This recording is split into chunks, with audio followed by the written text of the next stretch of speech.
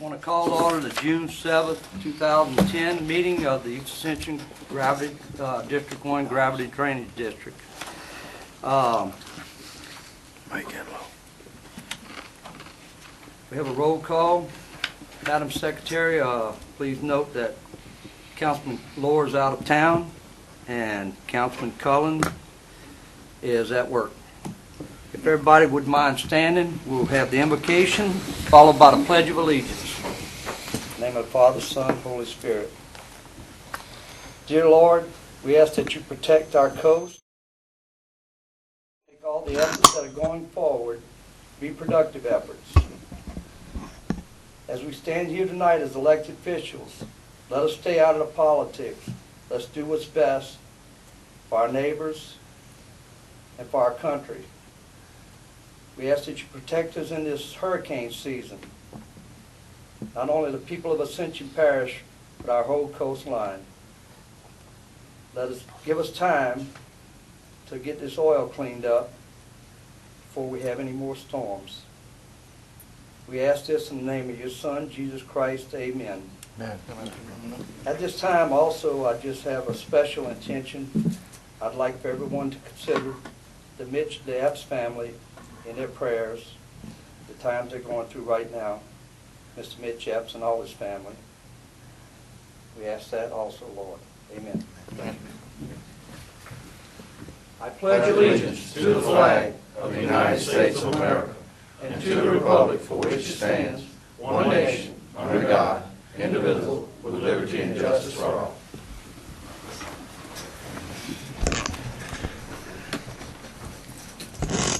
Right now I want to announce that we have a public comment period. Anyone wishing to speak on an agenda item, please get with the secretary and you'll be allowed some time to speak. On the agenda, we have no additions, but I want to note that we're going to pull agenda item number 11 tonight until we have more information.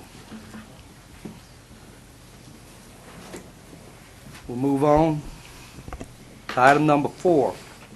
Right now, the chair would accept a motion for accept the minutes of the May 3rd meeting. We have a motion by Mr. Bell, second by Mr. Todd Lambert. Any discussion? Any opposition? Motion carries. On the chairman's report, I don't have anything tonight, but I do want to announce that we'll get into it a little bit later that we did, matter of fact, Councilman Todd Lambert went up to Clemson for the witness to hydraulic modeling of the Henderson Bayou project, and I'll turn it over to Mr. Rue right now on the drainage reports.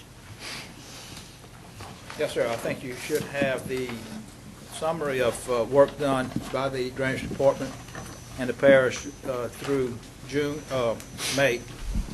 Also, all your work orders in your district is in front of you. Should be there for your review.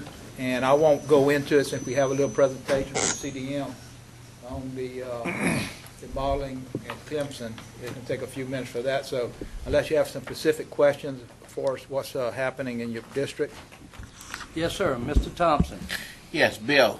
I wrote a work order on Jackson Street. Reverend Victor Pettisclo has some complaints about his house. It's flooded. This past flood, the big flood we had, and those cupboards are pretty plugged up. Could you make sure somebody go out there and make sure they get them unplugged? We'll give you a status report in the morning.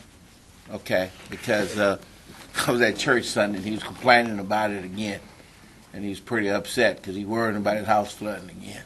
Yes, sir. It'll be sent by email first thing in the morning, status report. Thank you. Got a couple questions. Yes, Mr. Todd Lambert. Yeah, Bill, on the Bird Island ditch, I know it shows 95% complete. What are we missing on that as far as that channel? You're missing several things on Bird Island. Number one is where the bridges are. We have some bottlenecks because the bridges have to be replaced. Once we contracted out to replace, I believe, about 7 crossings, 6 or 7 crossings. We can do them all at one time, contracted, and we have a little funding issue on that. The main thing, though, is at the end from Bird Island Road to Right. Black Bayou, we have a section, a big section there that we have to enlarge. We have a few permitting problems. We're working through some after the fact permitting, and as soon as we get that in place, we're going to complete that project at the end and should have the funding for the bridges at the same time. So that's core permitting that Yes, we sir. need for that? We don't have any problem with that pipeline in that Well, area? the pipeline is going forward with their portion of the Okay. of their modification protection of the Okay. pipeline. Yeah, Shell and the other pipeline will be doing their work probably pretty shortly. Okay. But our main problem is the bridges and right at the end, Bird Island to Black Bayou. One other thing, long reach, outreach, the excavators that we got, that we're leasing now, I noticed they're sitting at the yard. We don't have any projects for them. I'm just guessing my question is, why are we leasing them if we don't have any? I've been seeing them, I pass every evening and I see them sitting in Right. the back there. Actually we're doing a couple of big projects that don't need them, and but we're looking at getting back on the dredging project of some of the major channels. We're trying to get through some delineation of Muddy Creek and delineation and permitting on the Bayou Goudin. Okay. And those are going to be the two big projects that we're waiting for, and hopefully we can get to them before too much longer. Okay, time frame is pretty close, that's why you're keeping? Yes, sir. Well, again, these are yearly contracts. Oh, that's yearly contracts. Yearly Okay, that was my contracts. next question. No. Okay. And it's all set into our funding, and it's hard to send them back, get them back and forth, because Okay. it's on a yearly contract. That was the question I had, whether it was a yearly or. Okay. Thank you. That's all I had, Mr. Chairman. Any other questions for Mr. Root? Go ahead. Okay, next thing, CDM is here, and I'm going to ask them, representative, to come up and give a little presentation on the modeling at Clemson for the Henderson Bayou project. Good evening, board members. We have a short video, approximately 9 minutes, that we took from a recent model test trip that Councilman Lambert and myself and a few other members of the CDM design team took. May 11th, we went to Clemson, South Carolina, to witness the pump intake and the canal hydraulics model. Everything that is going to be shown in the video was exactly what we expected, and the trip turned out to be a big success, I feel. So with that, Lester, if you could play the video.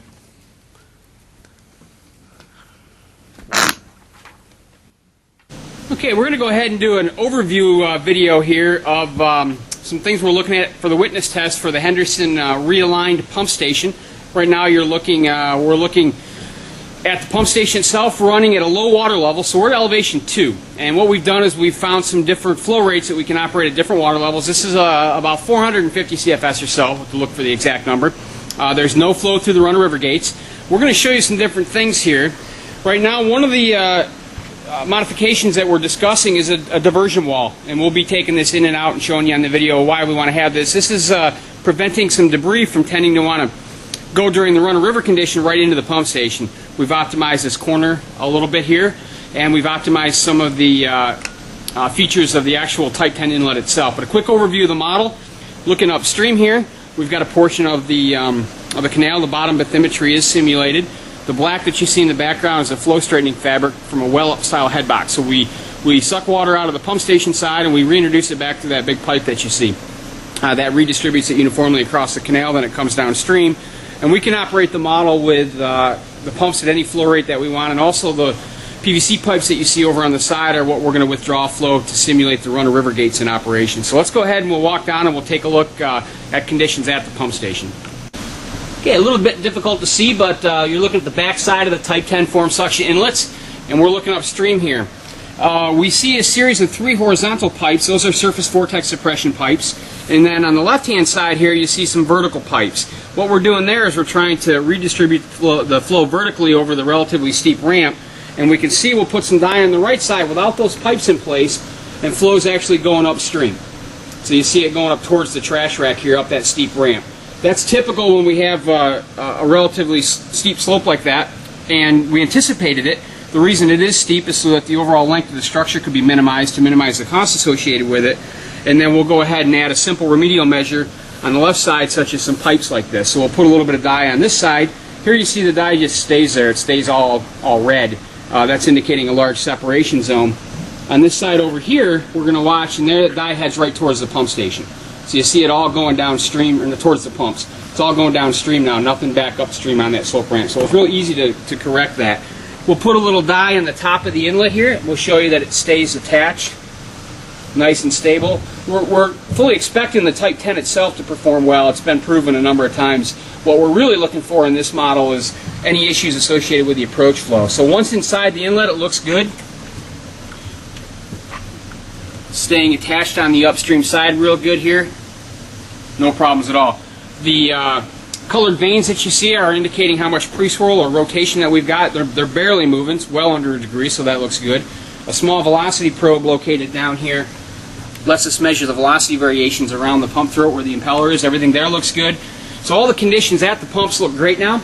We're just sort of remediating some things out in front. So let's take a look at some approach flow conditions from the other side.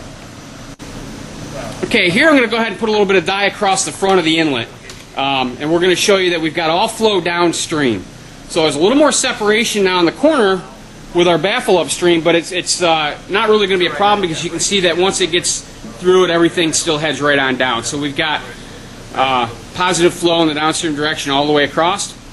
Everything there looks good. This baffle up here in this corner is for an elimination of a separation zone that we had there. You're going to see once the dye gets in that area, it kind of works its way right through.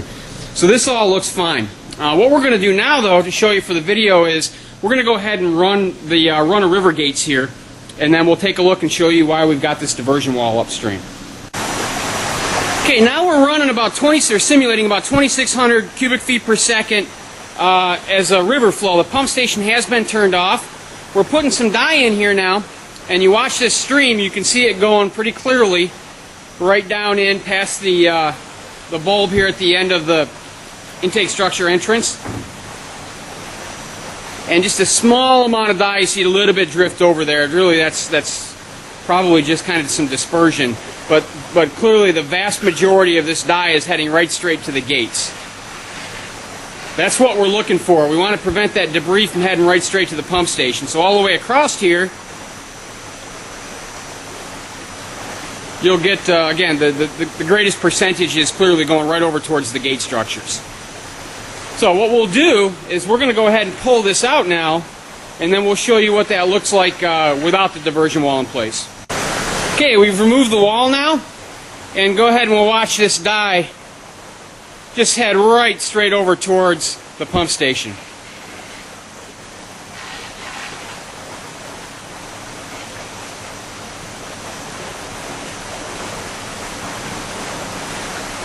So you see it drift right in. Now some of the dye is getting pulled over, but it's very likely that any debris with some momentum is just going to kind of work its way right into the pump station.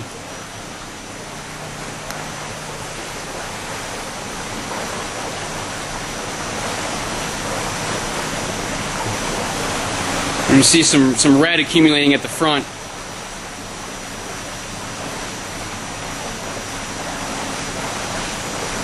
Here we go again. So any kind of a debris mat or a larger log is just going to go right up into there, and then it's going to be hard to pull that solid debris back out. Where the dye is easily movable, but the bigger stuff is going to go right in that direction. So that's why we're recommending a diversion wall to prevent this from occurring during normal run-of-river operation.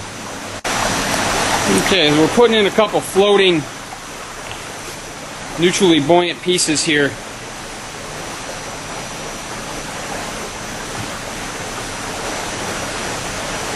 Some of them went by, some of them end up right down into there.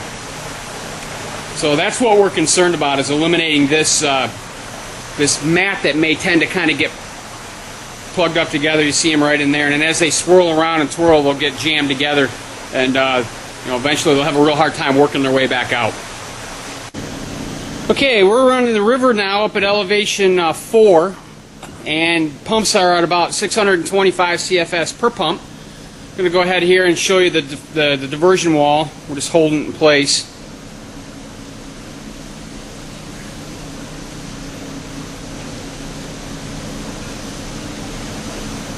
You see everything just kind of goes and flows right in there nice and uniform across there. So the wall doesn't have any negative impacts up at this level. Now what we'll do is we'll go back and take a look around the pumps, and then we're actually going to choke a screen and show you what happens if the screens were to become debris laden or plugged up.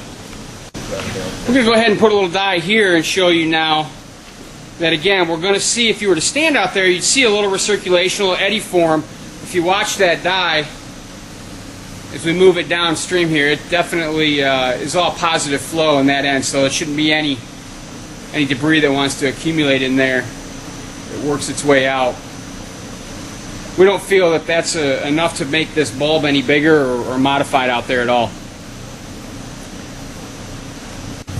Okay, what we're doing is here we've got a dye wand, and you can see that dye is attached. It's hard to tell off video in sort of the 2D, but it's all going upstream, just a little bit of bouncing around, and they're not very much at all. This is on the worst part of, right on the angle on the throat, so that looks real good. No rotation at all. We're going to go ahead and block a screen now. You can already see a little bit of a ripple here on the surface. This is the flow rate we've identified to be a max flow at this screen, or at this water level. Now we're going to go ahead and put a little blockage on here and show you what happens.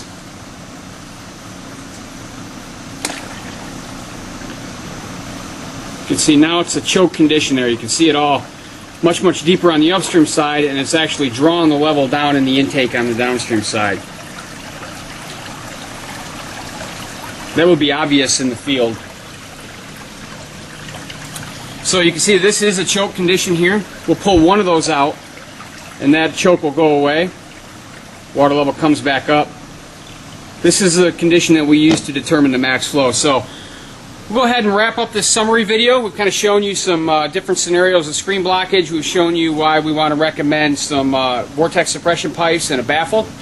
We've shown why we recommend a diversion dike out in front, and we've kind of shown some nice uniform flow in the pumps.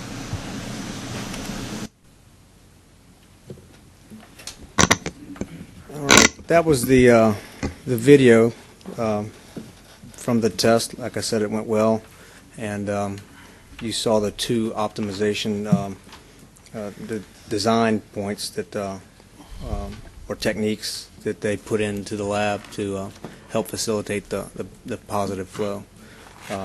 So other than that, everything went well, and we've got I guess an update on the status. Where's Robert at? Of where we're at.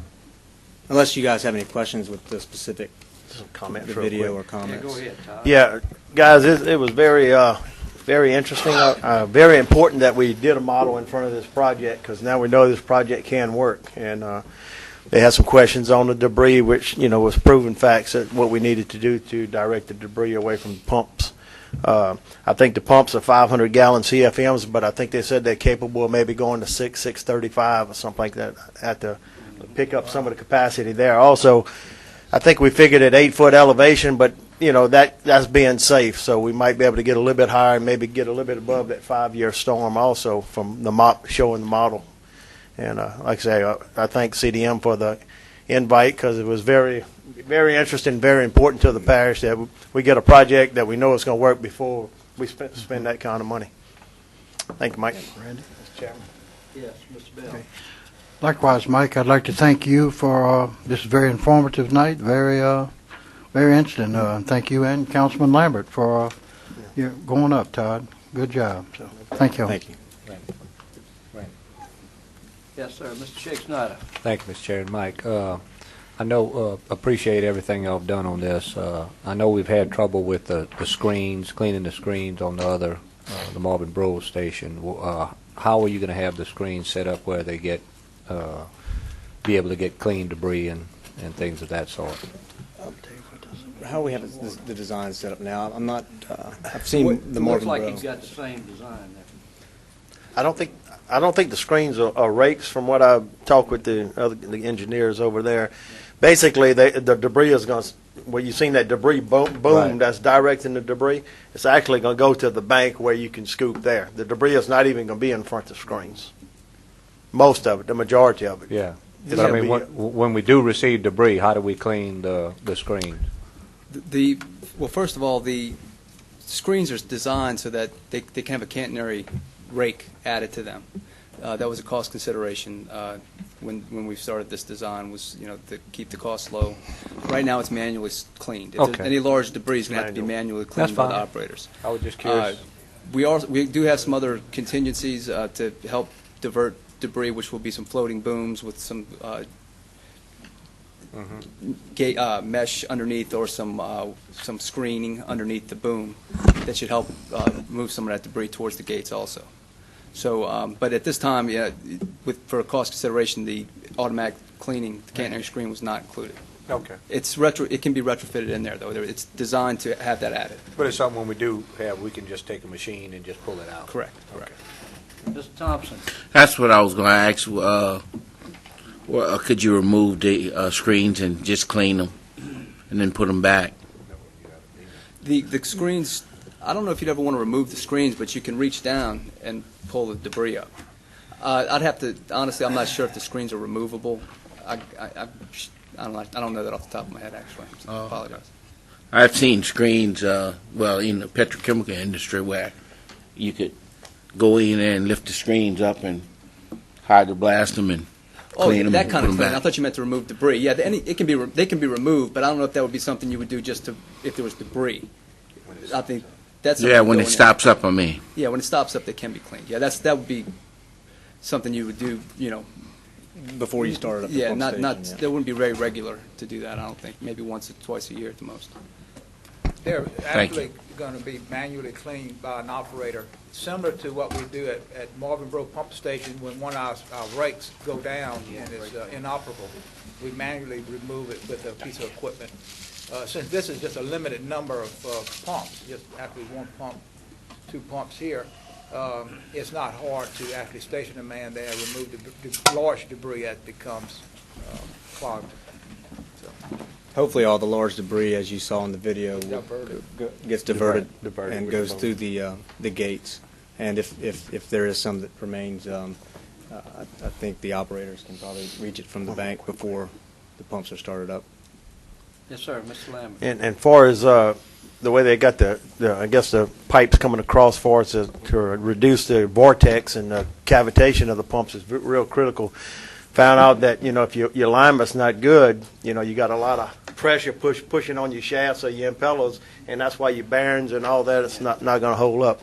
This project showed real smooth flow with very little bit of vane turning, so it's very crucial that we have the alignment where it needs to be. And I think we may have had some problems with the Marvin Bro because we had some vortex right in front of the suctions of the pumps, but they're addressing that now. But Yeah, with the it old, was similar to with the the old same. screen design, they did have, and of course, maybe back then they did not have the amount of electronic testing for and actually Right. determine swirl. So I don't think they did any modeling back Yeah. then, but if we'd have had a modeling for that previous before we built them, it would have been a benefit to the parish too. It's a great asset. Yeah, it is a great asset. Sir, Mr. Dempsey Lambert.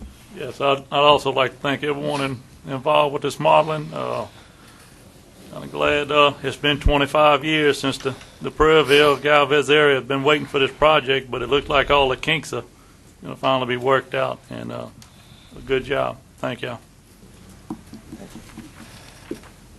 Just to one last thing to wrap up, the report is right now we're approximately 85% complete. We're on schedule for the as originally submitted, so we're getting towards the end here.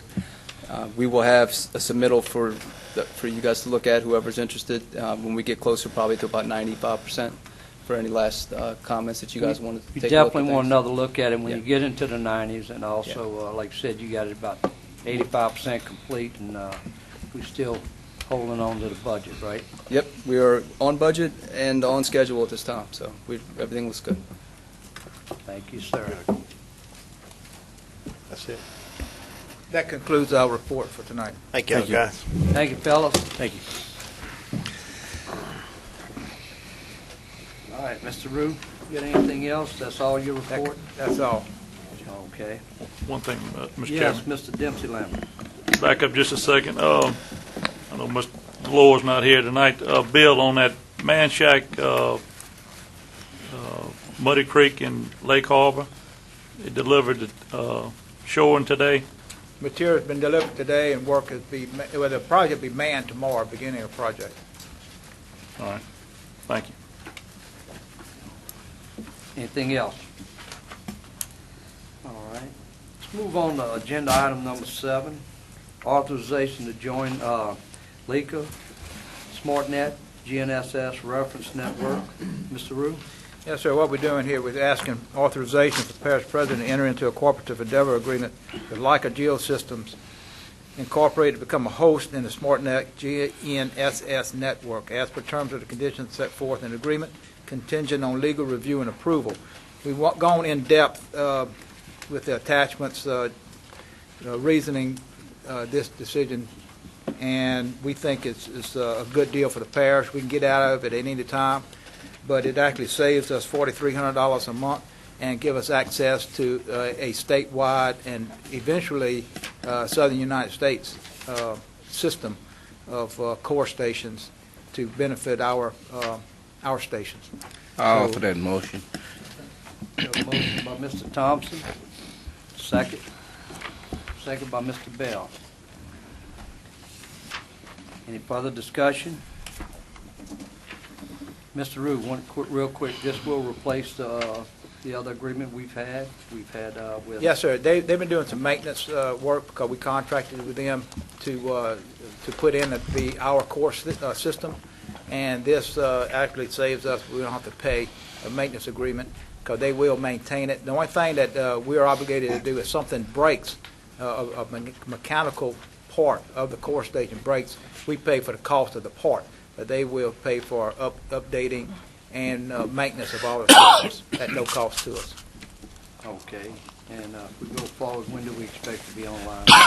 Well, they're trying to get all of the state, or most of the governmental and local agencies into this system. Once they get most of the agencies into it, then they will activate it. And that's part of the contract, that we really are not obligated to anything until they activate the whole system. But they have to get a commitment, like we're doing tonight, from a number of places before they can activate it. Okay. Any further discussion? Any opposition? Motion carries. Move to agenda item number 8, contract between Ascension Parish Sheriff's Office and East Ascension Drainage District for inmate labor. Mr. Rue, this is what we got here is our standard for renewing the contract, and we got a 5% increase. It's a renewal, right? and the compensation to the officer that is in charge of the inmate crew is changed from the last contract, and that's why we're bringing it to you for acceptance. It is a renewal with a compensation increase. So moved, Chair. Second. Motion by Mr. Bell. Second. Lord. Mr. Valentine. Discussion. We're this is basically the same rate that we got with the Ascension Parish Sheriff's Office. It's just their rates went up, so we just staying in line with, right? This the new compensation schedule is based on the same thing they have for their deputies. That's Sure. in the school system. It's the same compensation package that the school pays for their deputies. Good deal. Any other discussion? Any opposition? Motion carries. Move on to agenda item number 9, acceptance of low quote TMC contract installation of vehicle gate barriers and controls, Marlboro Pumping Station. Mr. Rue. Yes, sir. We're asking for a motion to accept the low quote of $12,678 from TMC Contractors for the installation of vehicle gate barrier and controls at Marlboro Pumping Station. Motion. Second. A motion by Mr. Thompson, second by Mr. Todd Lambert. Any discussion? I just want a clarification. We talked about it earlier that this gate, we have gates locked, and that and then this thing will be accessible to only a limited number of people. Not that if we when we put this system in place, it's going to save us on manning the station. The whole idea is to eliminate a lot of the overtime that's being worked out there. Right now, it's a 24/7. We're looking at reducing the manning of the pumping station to 7 days a week during the daylight hours only. But we have to have the boatway open whenever we're not there, because that preempts any other conditions for vehicle traffic. You have to have the boatway open at all times, or available to be open for boat traffic. Like this, we can leave it open and have the controls where limited authorized personnel can unlock the gate, go through, lower the gate at the boatway to gain vehicle access, and then open it back up for boat traffic. And that's only when we don't have it manned, which is only at night. And every other time it can be secured because of the, as you know, we just had the whole pump station, complete pump station enclosed, so that can be secured. We have security gates on each end of the pump station, which will be locked up. And also, we're working on right now getting quotes on actually putting security cameras on the gate and all gates at the pumping station with a security system. So it will be secure when people are not there. So basically, that when we leave at night, it'll be open for the boat traffic. Right. The road gates will be locked and only limited access, people with the pipeline and people, landowners on the other side that normally need to get in. And that would be there. really very limited. few times that that's going to be necessary for them to access through there at The night. people on the river can't come in and try to access that. Thank you, sir. Yes, Mr. Thompson. Yes, Bill. When are we planning on cutting the workers back to daylight hours? As soon as we get all of these conditions in place. So as soon as you get security cameras and the gate in Right. place, that's when it's going to take place. That's it. Thank you. Go on. Any other discussion?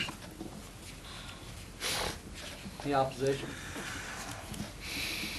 Motion carries.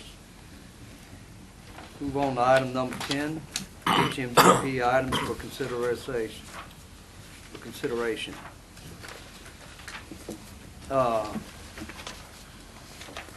10A, authorization to bid 15 HMGP elevation sites. Mr. Rue?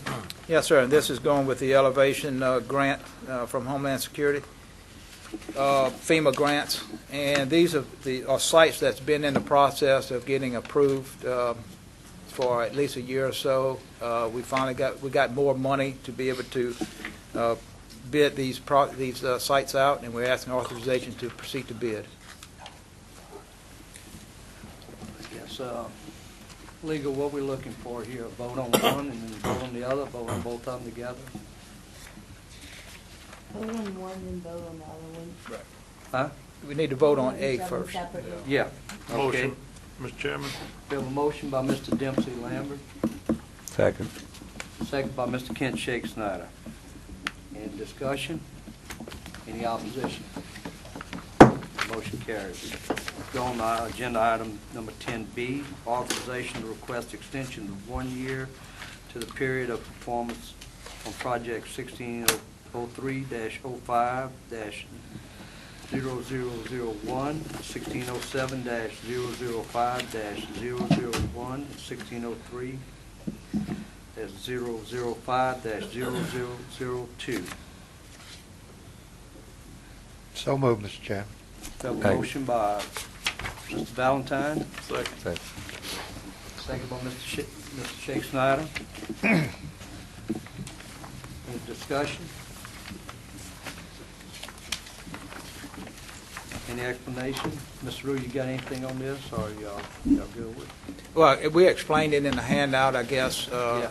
to you, and it's a very simple. We just formally have to request extension. There shouldn't be any problem, but we need authorization to do that. All right. Any further discussion? Any opposition? Motion carries. We'll move on to item number 12. Motion adjourned, Mr. Chairman. We have a motion by Mr. Todd Lambert. Can I get a second? Second. Mr. Benny Johnson, we got a second. This meeting is adjourned.